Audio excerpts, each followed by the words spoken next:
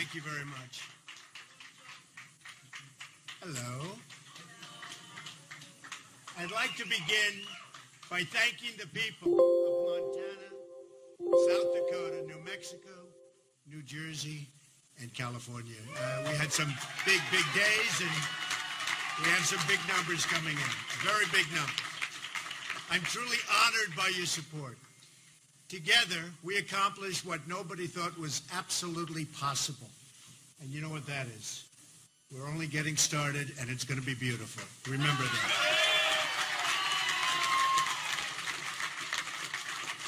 Tonight, we close one chapter in history, and we begin another. Our campaign received more primary votes than any GOP campaign in history. No matter who it is, no matter who they are, we received more votes. This is a great feeling. That's a great feeling. This is not a testament to me, but a testament to all of the people who believed real change, not Obama change, but real change is possible.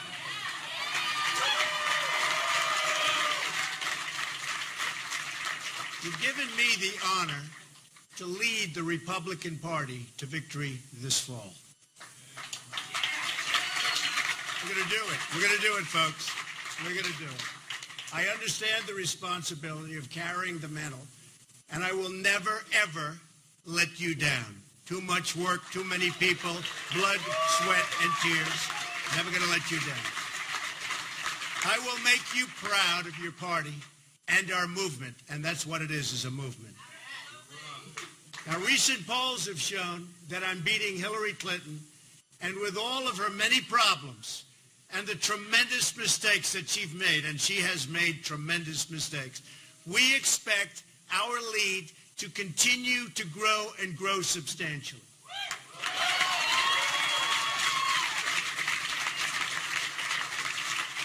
To everyone who voted for me throughout this campaign, I want to thank you. I want to thank you very, very much.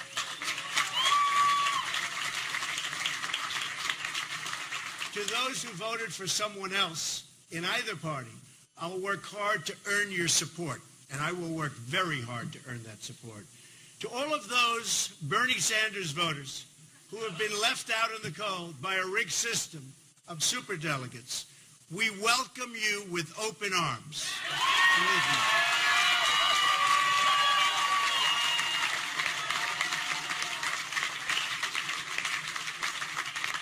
And by the way, the terrible trade deals that Bernie was so vehemently against, and he's right on that, will be taken care of far better than anyone ever thought possible. And that's what I do. We are going to have fantastic trade deals. We're going to start making money and bringing in jobs.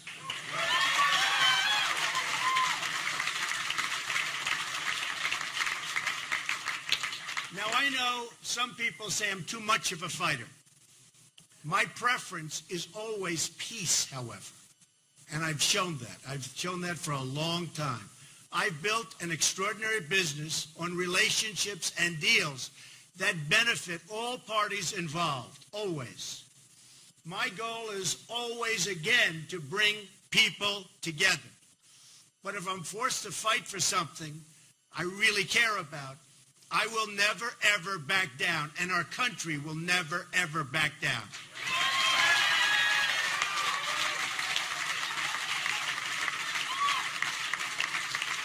Thank you. I fought for my family. I fought for my business. I fought for my employees. And now I'm going to fight for you, the American people, like nobody has ever fought before. And I'm not a politician fighting. I'm me. You're going to see some real good things happen. Just remember this.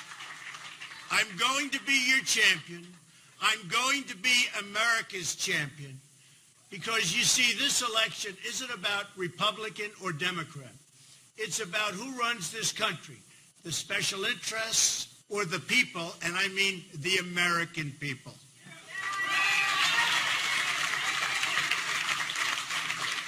Every election election year, politicians promise change. Obama promised change, and it didn't work out too well. And every year, they fail to deliver. Why would politicians want to change a system that's totally rigged in order to keep them in power? That's what they're doing, folks. Why would politicians want to change a system that's made them and their friends very, very wealthy? I beat a rigged system by winning with overwhelming support, the only way you could have done it. Landslides all over the country, with every demographic on track to win 37 primary caucus victories in a field that began with 17 very talented people. After years of disappointment, there's one thing we all have learned. We can't fix the rigged system by relying on and I mean this so strongly, on the very people who rigged it. And they rigged it. And do not ever think anything differently. We can't solve our problems by counting on the politicians who created our problems. The Clintons have turned the politics of personal enrichment into an art form for themselves.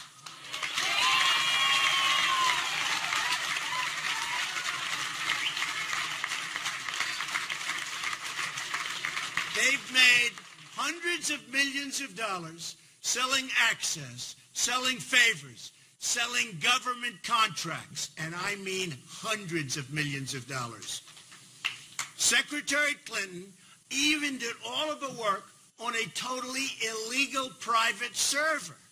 Something that how she's getting away with this, folks, nobody understands.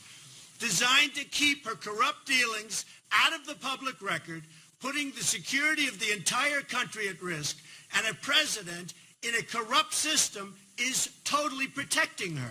Not right. I am going to give a major speech on probably Monday of next week, and we're going to be discussing all of the things that have taken place with the Clintons. I think you're going to find it very informative and very, very interesting.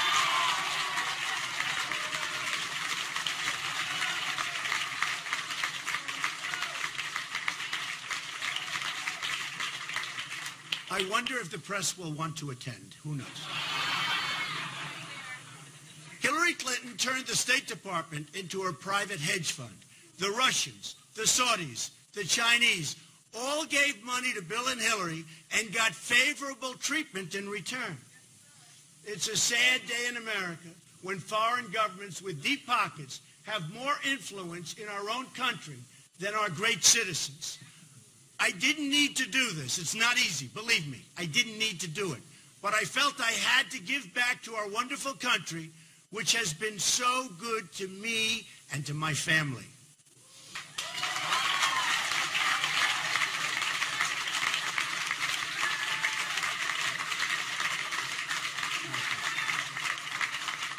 I've traveled to many of our states and seen the suffering in people's eyes.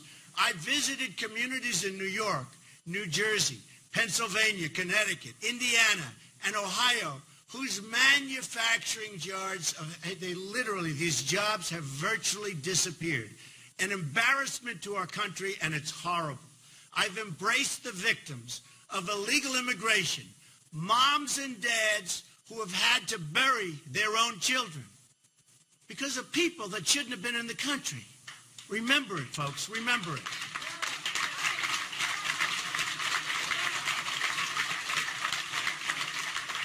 I visited the crumbling cities and the struggling schools.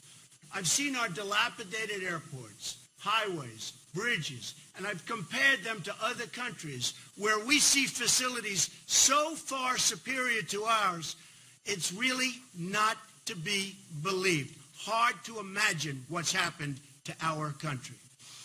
America is getting taken apart piece by piece, auctioned off, and just rapidly auctioned off to the highest bidder. We're broke. We're broke.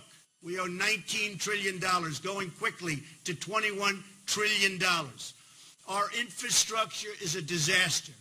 Our schools are failing. Crime is rising. People are scared. The last thing we need is Hillary Clinton in the White House or an extension of the Obama disaster.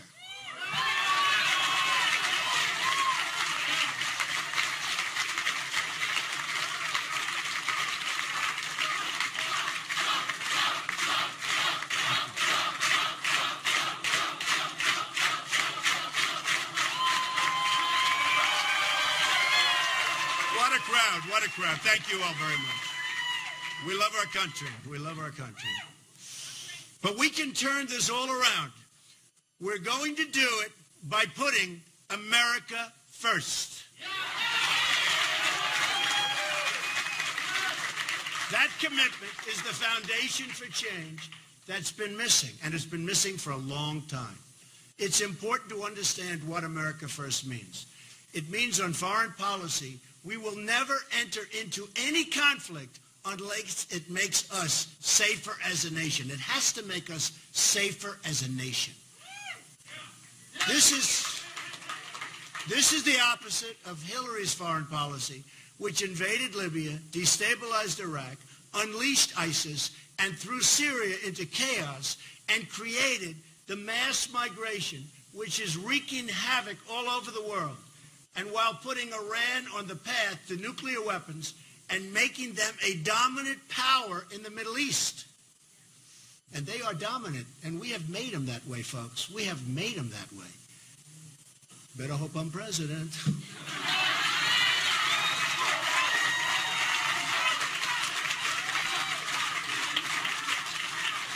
On trade, America First means the American worker will have his or her job protected from unfair foreign competition. What's happening there is absolutely a disgrace. No PPP. You're right about that. So, and you mean no PP. We are going, and remember this, we are only going to have great trade deals, okay? We are only going to have that. We're not going to approve, as somebody just said, the Trans-Pacific Partnership, which is a disaster for our country. Almost as bad as NAFTA, signed by Bill Clinton, which has just stripped our country of our factories and our manufacturing and moved them to other places, in particular Mexico. If it's not a great deal for our country, we will not sign it. It's got to be great for our country, for our community, for everybody in here, because believe me, we are all suffering, and we're suffering big league, and it's getting worse. On energy policy, America First means opening up America's great potential to bring wealth and prosperity to our own workers, including our wonderful and hard-working miners who have been absolutely, totally mistreated by this administration.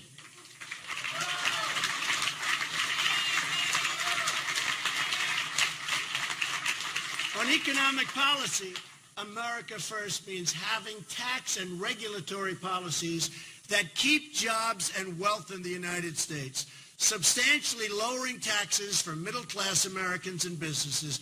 Likewise, regulation, which is strangling our economy, which would be brought down from its present insane level, we will make it very, very good for our companies, for our small businesses, and for people that want to survive and do well in our country.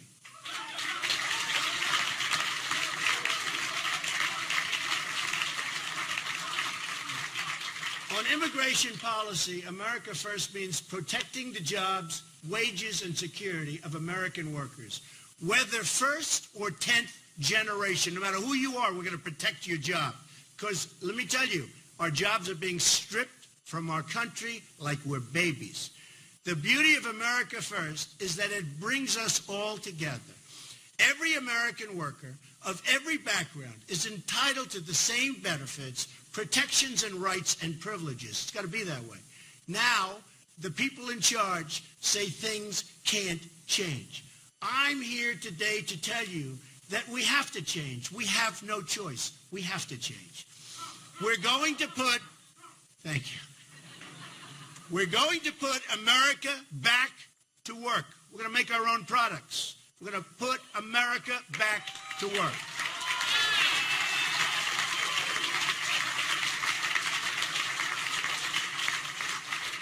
We're going to rebuild our inner cities, which are absolutely a shame and so sad. We're going to take care of our African American people that have been mistreated for so long.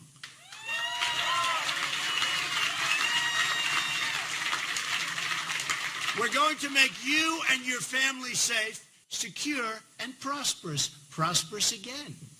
Together, we will put the American people first again. First again.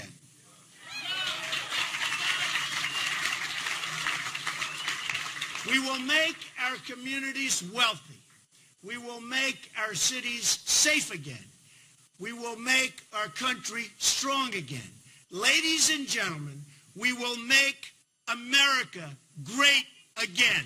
Remember, thank you.